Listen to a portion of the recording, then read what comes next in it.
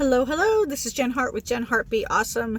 And I wanted to say hello with my favorite beverage. I would love to know what your favorite beverage is, because maybe you'll get a surprise from me someday if I know what type of beverage is your favorite beverage. Given if you are of legal age and is of a legal drink. Anyway, back to why I wanted to come on and say hello. And I wanted to talk about something that might be universal, but I also know is very much a brain neurodivergent thing, is that there is something called, at least with the ADD community, called the ADD tax or ADHD tax. It's when something kind of slips by your mind and it wasn't a priority, or maybe you didn't understand that it was a priority, or however your brain categorized it, it pushed it so far back you don't even remember it.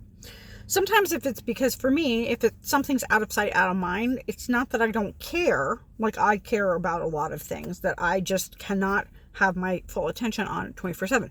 Most people are like this. It's like if you have a personal friends list, most people can only hold about 50 people consciously and reach out and do all the things. And that's a lot of people. I worked with people where it was 46 people a week. And then I have about that now. I don't even know, because I don't count, because that would just drive me absolutely insane. And I remember details that people are like, how do you remember that?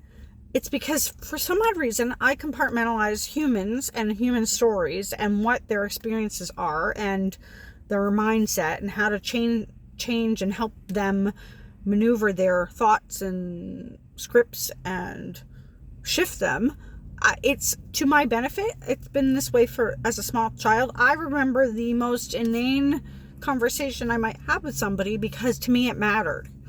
And that's how my brain compartmentalized things. Some other things, like homework, I don't know how, I got through school relatively okay. I think I was lucky because I had a high IQ, and that kind of skirted me and protected me and from a lot of things that, and maybe not beneficially, but it got me through where I wasn't like an awful student. I was an AB student. Math was not my strong suit, etc., etc. So things like that, compartmentalizing. The ADD tax, or neurodivergent tax, I would like to say it, because it's not specific to ADD, because everybody in the whole planet has experience where your brain kind of like, poof, didn't realize that there was a tax. So today, or recently, I get a notification on my car saying, prepaid maintenance available, or due, whatever. I don't know. It's something with the blue link on my Hyundai Elantra or whatever. I've had this car for a year. I've had blue links on and off because sometimes I'm like, let's turn it off, because it's a subscription, and like, you know, when you get in that mood of like, I should like clear all the subscriptions that I'm not using, but honestly, it's helpful for reminders. So I look at it, I'm like, prepaid. I've had this car for a year, and I think once I went to the dealership, because the dealerships tend to overcharge and suggest that you do everything in your power to spend $1,000. No fault of their own, it's capitalism, and, you know, sometimes it is actually needed for your car, but this is a well-oiled machine, this thing, and I'm like, okay. Like, then I look at my loan contract, because I'm like, okay, it says prepaid. That's kind of interesting. So I go to my loan. I paid nearly $3,000 into my loan. What a big tax that is. Over the course of an 84-month loan. And I'm like thinking in my head, holy cow, I haven't used this service that I've been paying for. Kind of like if I have a Netflix subscription and I never watch Netflix. Like, although it's times 3,000 versus like $14 or whatever Netflix is. That's the tax. It's a tax of not prioritizing. It's a tax for not simplifying. It's a tax for not being, structured, scheduled. And sometimes it's not even a fault of the person, i.e. me or you. It is sometimes like a lack of clarity through the other. I mean, I take my whole philosophy is I take personal responsibility for my side of the street. I cannot control whether Hyundai or the dealership that I bought the car from was able to clarify, or if I was in the right headspace when I was purchasing the car to know that this was an add-on and that I would be paying a crap ton of interest over the course of so many years to pay for this. And or that I'm getting a free service that I'm not even receiving. So, okay.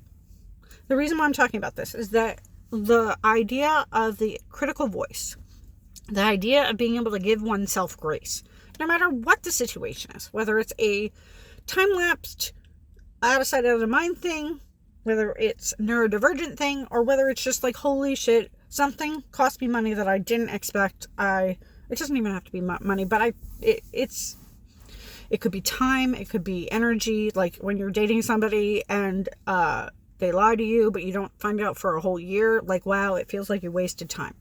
I feel like I'm wasted a whole year's worth of money that I could have been using. So, reverse it. How do we set ourselves up for success? Well, first of all, not berating and not hating on oneself because these things happen. This is a universal thing. Of course, it happens to some more than others, based on a lot of different scenarios. So, first of all, acceptance. Once you accept the fact that something exists and something is, you have the opportunity to change or reframe it. I'm in the business of reframing. I'm a mindset coach. And a mentor.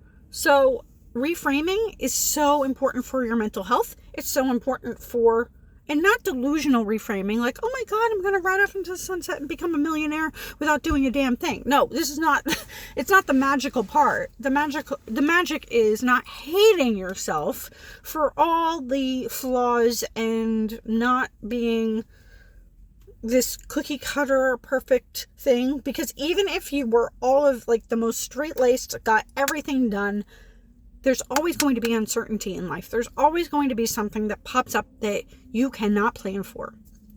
And that's just a universal law of life. It's not meant to torture you. It's meant to go, too much structure, not a good thing. Too little structure, not a good thing. So how do we balance this? Well, it's all for me based on mindset, because there was, and it popped up today because this is why I want to talk about it, is like there's a small part of me that used to live largely that was very violent to me. Violent physically and violent emotionally to my mental health. It would literally say the worst things because of this year-long cost. Okay, in the grand scheme of things, that money could have been put towards something else. Is it something to hate on myself for? No, it's not productive. This is my favorite word when it comes to mindset. Is this productive? Is this helping you get to where you want to go? Is this making you feel empowered? Now, the awareness that this has happened is empowering, not because of I feel shitty. It's because, okay, now I can do something about it. I can take action. This is why awareness and is so important, and just accepting what is blank tax. This is what is. It's not getting hung up on the spinning that can happen, because my brain wanted to go there. My brain has an automatic pathway of shit on yourself. And one of my friends, I tell it like it's almost like the nasty grandma voice. And there are other words that we use in between our thing because we understand each other. But it's like this nasty critical voice that it got implanted somewhere. Sometimes it's family, sometimes society. And then really it's like this huge ass personal judgment, as if you are a horrible human being because you make mistakes. Or even if they're not huge mistakes, or it's not like you killed anybody. Like, legitimately, I've worked with clients that got out of jail for murder. So it's really putting everything in perspective. Me losing a year's worth of maintenance, whether or not it's like $30 or $80, I paid for it. So it's not like It's not like it was a freebie. Oh, you know, it's not free. I pay for it. And I'm paying interest. Okay. I can utilize this information. Okay. Well, how do I prevent this from happening again? Try to set an alarm, blah, blah, blah, blah, blah. Okay. Know in the next time I buy a car, look at the contract clearly, see if I actually want the maintenance part of that and to pay money on it. And also set reminders that every month I would get whatever the service is. So that's for future. Well, how do we quell the present? Not shit on myself. Not allow the angry, nasty person who wants to be violent inside towards me, or even towards the dealership. I mean, the dealership, there may be poor communication. They definitely made good money on the project. Why? I mean, I could hate on the capitalist system and all this freaking thing, but it's a distraction from what I need to do in my life, which is to help other people and to help myself not stay in the weeds and not be a person that shits on themselves, because that's what breeds all of this crazy chaos of like, when you don't care about yourself, be like, okay, I made a mistake. I messed up. I lost some money. I lost time. Whatever. But what did I gain? Okay, I gained awareness that this is what happens in a contract. It gave me awareness of like, oh, my brain doesn't always have a good handle on this. So how do I put it into a system, create a system? Because that's how my brain needs to operate. I need things of structure around my brain, because my brain holds people as a primary, not money and service contracts. And that's part of the thing of learning to be as an entrepreneur or as a person, as an adult living in the world. There's stuff to manage. There's, but it's not something to literally hurt oneself over. It's perspective. And somebody with the brain like mine and my childhood is that I really had to learn perspective. Learn perspective that it really is not a crisis. A crisis is if something's bleeding, something's dying, and that's about it. Everything else can be managed or manipulated or figured out. Like, even bleeding. Like, you go to the doctor, these things. And it's putting those things in perspective that this is not the end of the world. It's uncomfortable. It's unfortunate. It's nothing to hate oneself. So, is this productive thinking? This mode of thinking is. How are you thinking when something happens in your life, whether it's something that comes out of the blue, or something you had a realization about your life or finances or your relationships, or whatever is the thing that kind of starts that spiral of self-criticism. Criticism is only helpful when it's solicited. Like, you're opening your brain and saying, hey, I want to have awareness around this. Okay, the solicitation sign is open. I have an awareness that I've missed a year worth of car service that I've paid for. After that, then the criticism is not serving, because me hating on myself for the rest of the day or the rest of the week or even a year about how much I'm paying on the interest or whatever that is not going to serve me. It's only going to hinder what I need to do to solve the issue, which is I already contacted the place. I'm figuring out what actually I get for what I paid for. Is it any of it retroactive? Any of that sort of logistics.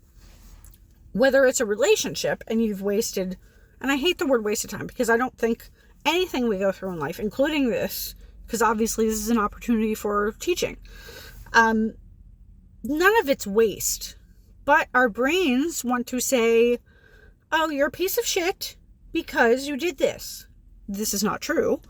You can make a whole lot of mistakes and still be a good person. You can make a whole lot of mistakes and still, pay your bills and do the things. There's no perfectionism here. It really is, how do you be productive, and how do you have more happiness and health in your life in your relationships. There's no waste. It's like we're spending the time on planet Earth. I obviously spent that year getting oil changes other places. And whatever else, tires and whatnot. Like I haven't neglected the thing. I just neglected that one area. So the productive thought being, okay, how do I move forward? That's empowering. It's disempowering to hate on yourself, because there's actually no cost benefit to shaming yourself, hating yourself, or doing anything that distracts you from the next step, which is, okay, what do I do now? I accept that this has happened.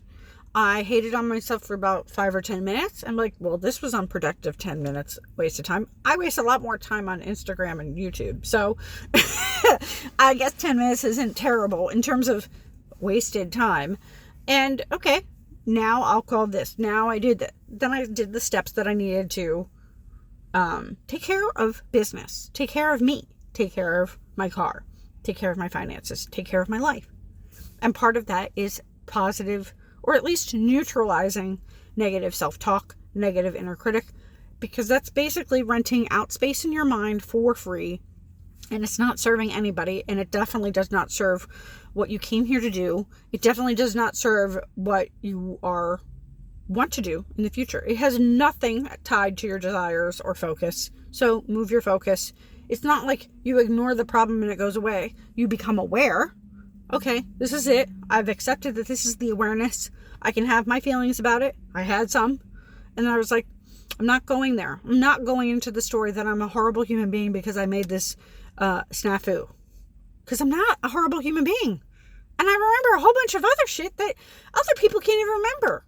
I remember things that blow people's minds because it compartmentalized in my brain that way. About people's stories. People's, like it's insane. In a good way, because it makes me a really good listening, compassionate person. But there are other things in my life that do not take precedence, and apparently this one was not it, so I got to set up a system, blah, blah, blah. I'm telling you this so you can be more self-compassionate, so you can be more productive in how you think and talk to yourself. And if you want support, I would love to support you on changing how you talk to yourself so you can have more positive benefits in your life, your relationships, even your money. Like, set up a system. It does, even if we don't even do that, it's all about how you're thinking about the systems and how you implement your own life and your mindset that benefits you. That was convoluted. Okay. I hope you have a fabulous day. I hope you drink your favorite drink. Please let me know what you're drinking. Please let me know if you can relate to any of what I've said, especially of how you've talked yourself off a freaking ledge about hurting yourself internally over things that they're important, but they're not life or death. This is not a crisis. It's uncomfortable and it's unfortunate, but it's not like there are thousands of things in the world, including happening right in this very moment, where people don't even have this luxury. So I'm not going to entertain any stupid ideas about myself that are not true. They're not fundamentally true, that I'm a horrible person that can't remember things. There's certain things that I don't remember. There's certain things that have to be very, very front face of me, or else they kind of get out of my mind. I have other good qualities. And that's the self-talk that I hope you have for yourself. Give yourself grace, because that's what the universe will give you. When you give yourself grace, you get grace in return. And then you can give grace to other people. Because nobody on the planet is perfect. Even the most structured, organized, have a spreadsheet and like compulsively dictate their whole entire lives. They're not perfect either. But they're still worthy. And so are you. And so am I. Have a great day. Talk to you soon. Peace.